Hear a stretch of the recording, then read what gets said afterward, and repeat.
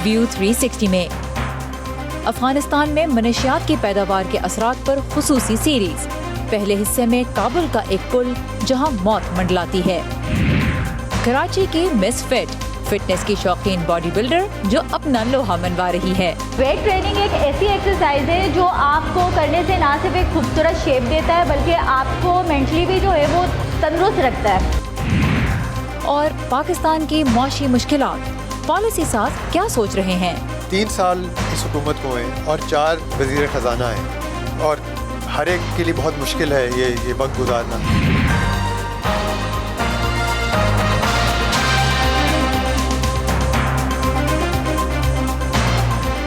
Voice of America के Washington studio में आप सबको खुशामदीद। व्यू 360 के साथ मैं हूँ सारा जमान।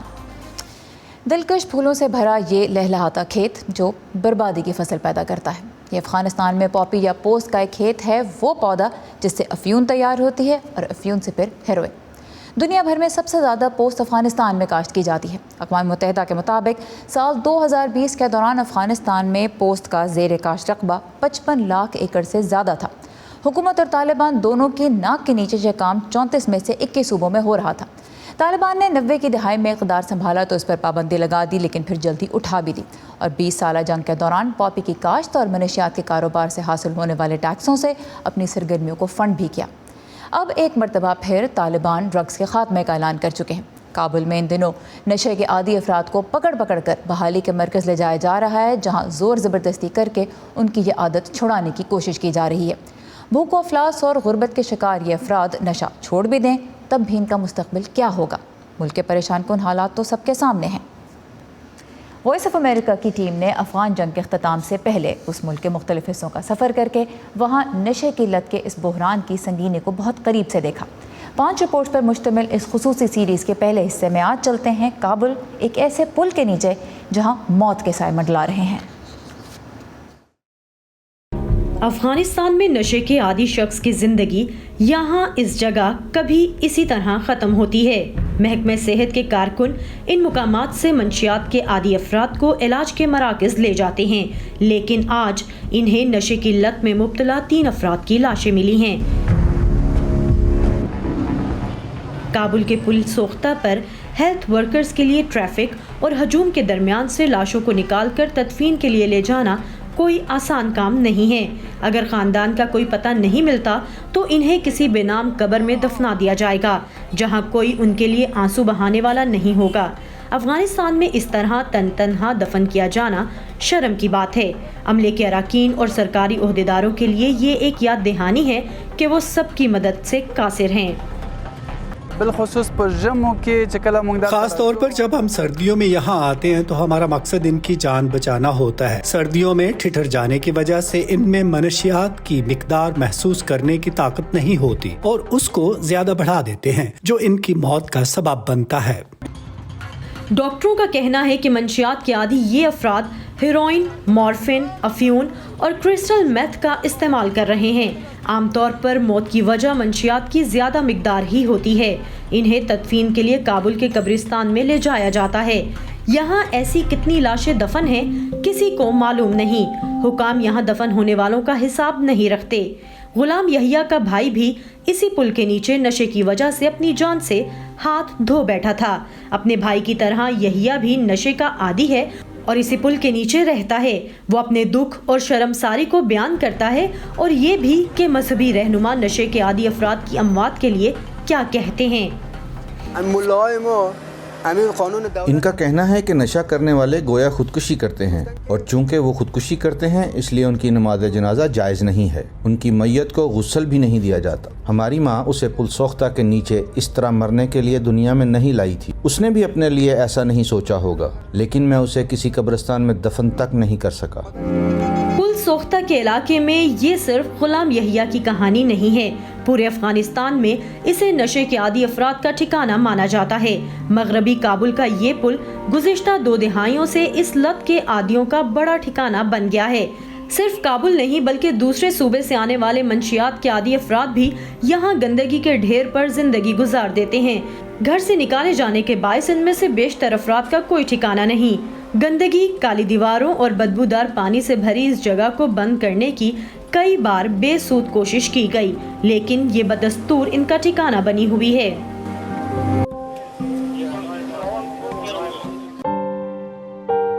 नाज़ो अपने प्यारों की तलाश करने वाले बहुत से अफराद में से एक है।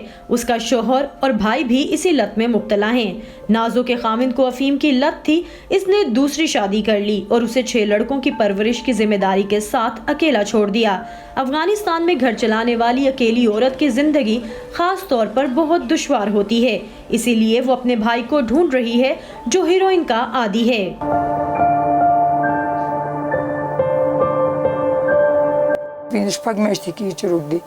गुज़िश्ता 5 माह में मैं कारतेनो, अर्ज़ा कीमत, जद्दा, पामीर सिनेमा और शमाली के चक्कर लगा रही हूँ कि कोई मुझे मेरे भाई का ठिकाना बता दे। मुझे इलाकों की पहचान भी नहीं, हर एक से पूछती हूँ और रात 10 बजे के करीब घर पहुँचती हूँ। मैं एक औरत हूँ, ये दुख बर्दाश्त नहीं कर सकती कि खुदा ना करे कि कोई मुझे हाथ लगाए या पीठ पीछे मेरे बारे में कोई बुरी बात करे। अपने बच्चों की परवरिश के साथ नाज़ो के सर पर अपनी माँ और भाभी की जिम्मेदारी भी है। वो लोगों के कपड़े और बर्तन धोकर रोजाना 200 रुपए कमा पाती है।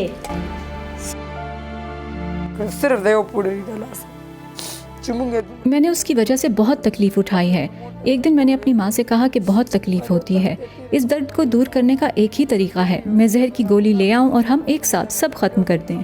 अफगानिस्तान एडिक्शन क्राइसिस की अगली किस्त में हम आपको यहाँ उगने वाले एक मुकामी पौधे से बनने वाली एक अलग नशावर चीज के बारे में बताएंगे।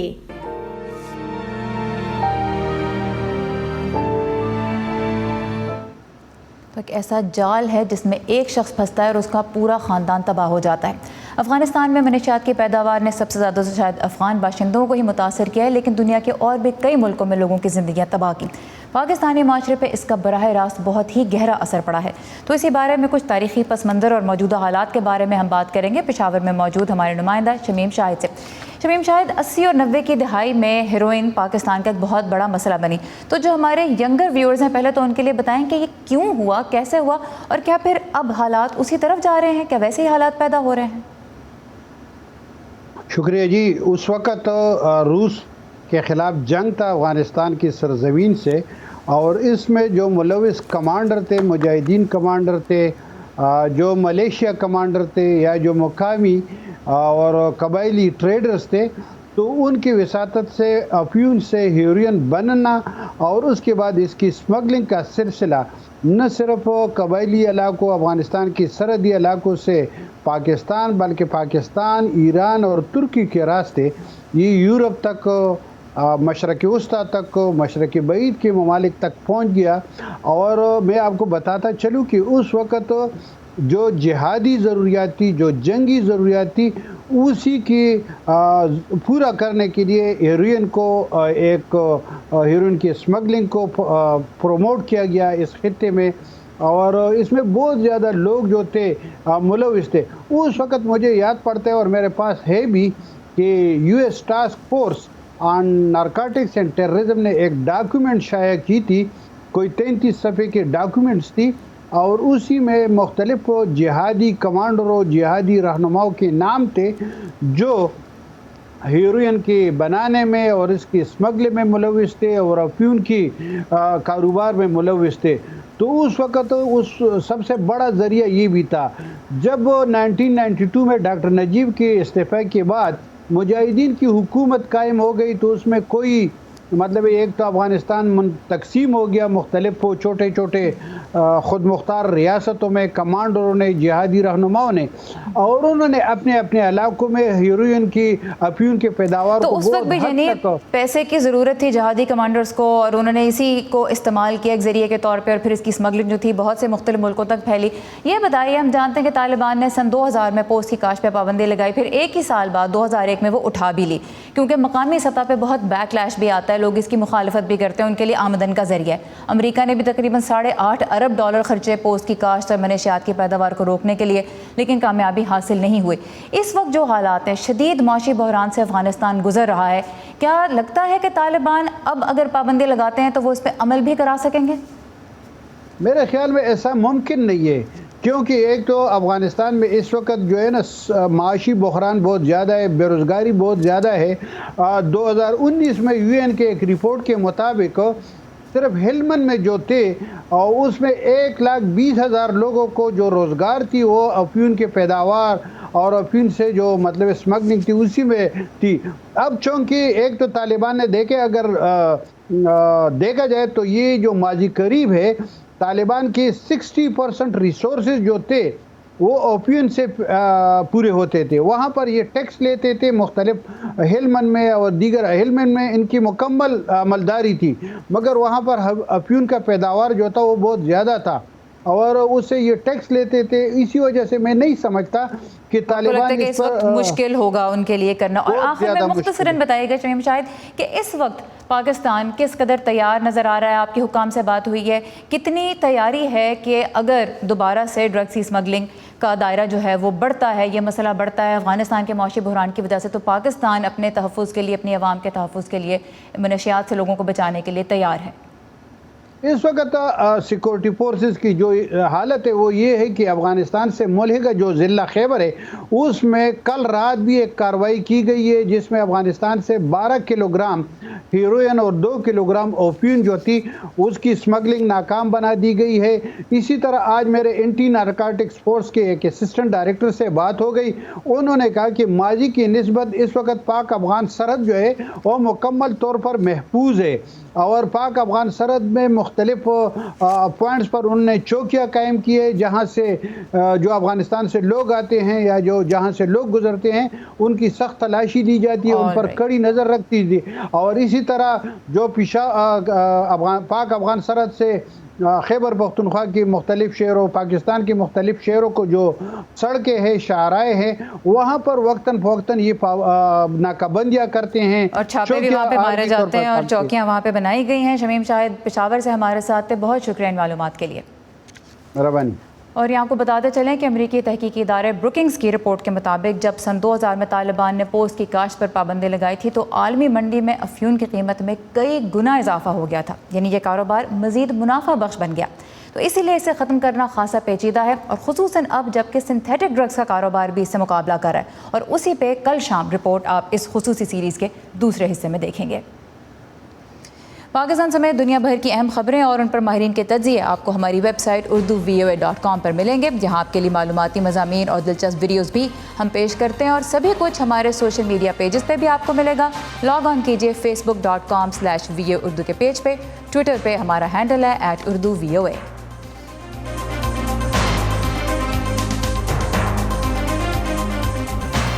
امریکہ، جو ملک ہے خوابوں کا، اپنے خوابوں کو حقیقت بنانے والوں کا،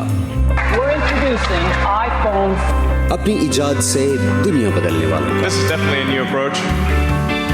تحقیق، تجربات اور ٹیکنالوجی سے ہم سب کو نئی راہ دکھانے والوں کا، کچھ کر گزرنے کا جذبہ لیے اپنا کل روشن بنانے والوں کا۔ ایسے ہی ڈریمرز اور اچیورز کی کہانیاں دیکھیے ویو 360 میں آج نیوز پر۔ باہمت خواتین کی کہانیوں پر مبنی ہمارے نئے سلسلے شیروں میں کل آپ کی ملاقات ہوگی کراچی کی ایک ماہی گیر بستی کی حبیبہ سے، جو اپنے مرحوم شوہر کا خواب پورا کر رہی ہیں وسائل سے محروم بچوں کو علم کی روشنی دکھا کر۔ یہ میرے خود کے گھر ہے، میرے شوہر چاہتے تھے یہاں کے بچے پڑھیں، تو میں نے کہا میں شوہر کی جگہ پہ میں بچوں کو پڑھاؤں۔ اب میں نے بہن اور دونوں مل کے ہم لوگوں نے سوچا جگہ بھی ہے وہیں ہم پڑھاتے ہیں۔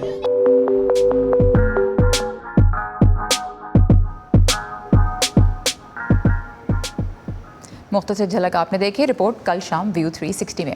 اس وقت ملتے ہیں کراچی کی تانیہ ملک سے، جو باڈی بلڈنگ میں اپنی پہچان بنا رہی ہیں۔ کراچی کی یہ مس فٹ کہتی ہیں کہ لوگ خاتون باڈی بلڈرز کو نارمل نہیں سمجھتے، لیکن جیسا کہ آپ اس رپورٹ میں دیکھیں گے انہیں اس سے فرق نہیں پڑتا۔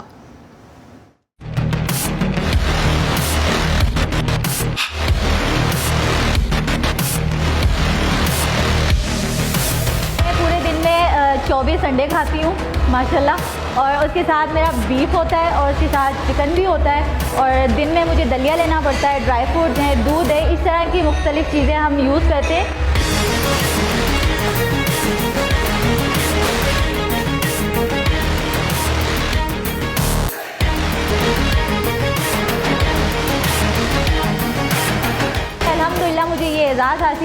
میں سندھ کی پہلی باڈی بلڈنگ چیمپئن فیمیلز میں ہوں. میں نے پہلے اسی لیے ہی جم جوائن کیا تھا کہ میں اوور ویٹ ہو گئی تھی, تو ویٹ کم کرنے کے لیے جم جوائن کیا, اور اس کے ساتھ ساتھ پھر جب یہ شوق زیادہ بڑھتا گیا تو میں نے گھر میں بات کی کہ میں نے باڈی بلڈنگ کرنی ہے. ویٹ ٹریننگ ایک ایسی ایکسرسائز ہے جو آپ کو کرنے سے نہ صرف ایک خوبصورت شیپ دیتا ہے بلکہ آپ کو مینٹلی بھی جو ہے وہ تندرست رکھتا ہے, ٹھیک ہے. لیکن یہ کہ خواتین ویٹ لفٹنگ سے بھاگتی ہیں, ان کا دماغ یہ ہے کہ اگر ہم ویٹ لفٹنگ کریں گے تو ہمارے مردانہ مسلز ہو جائیں گے یا ہمارا لک مردانہ ہو جائے گا, تو ایسا بالکل بھی نہیں ہوتا, کیونکہ خواتین میں وہ ہارمونز ہی نہیں ہیں جو اس کو مردانہ لک دے. تو ویٹ ٹریننگ خطرناک نہیں ہے خواتین کے لیے.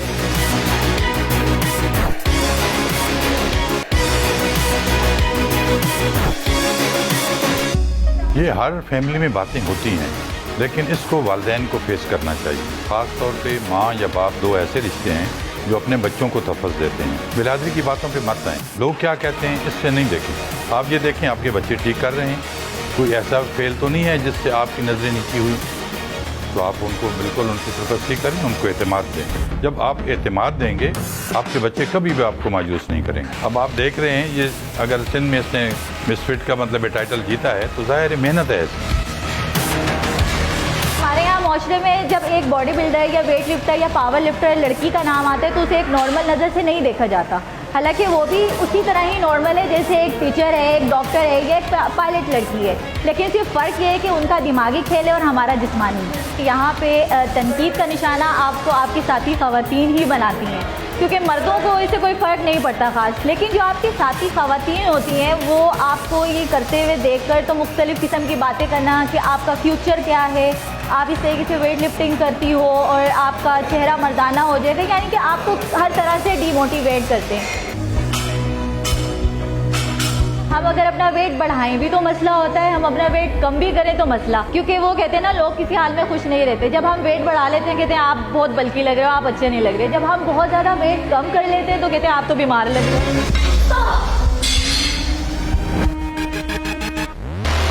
فیمیل باڈی بلڈر پاکستان میں تو مجھے کوئی اس کا فیوچر نہیں دکھتا, کیونکہ فیمیل باڈی بلڈر کا نام آتے ہی تو وہاں پہ آپ کو دماغ میں آ جاتا ہے کہ ایک مینلی عورت اور جس کے کپڑے بہت زیادہ کم ہوتے ہیں. لیکن ہم الحمدللہ کوشش کرتے ہیں کہ ہم اپنے آپ کو جتنا کور رکھ سکیں اور اس کے حساب سے آگے بڑھیں, کیونکہ الحمدللہ وی آر مسلم, تو ہمیں ہماری حدود بہت اچھے طریقے سے پتہ ہے. لیکن ایز ویٹ لفٹر میں اپنے آپ کو انشاءاللہ انٹرنیشنل لیول پر دیکھتی ہوں, اور میں ایسی ایک اکیڈمی بھی بنانا چاہتی ہوں جس میں میں اس طرح کی لڑکیوں کو ٹرین کروں جو آگے جانا چاہتی ہیں. تو انشاءاللہ میرا آگے یہی ارادہ ہے. تازہ ترین خبریں, اہم واقعات, آڈیو ویڈیو رپورٹس اور تجزیے دیکھیں, سنیں اور پڑھیں.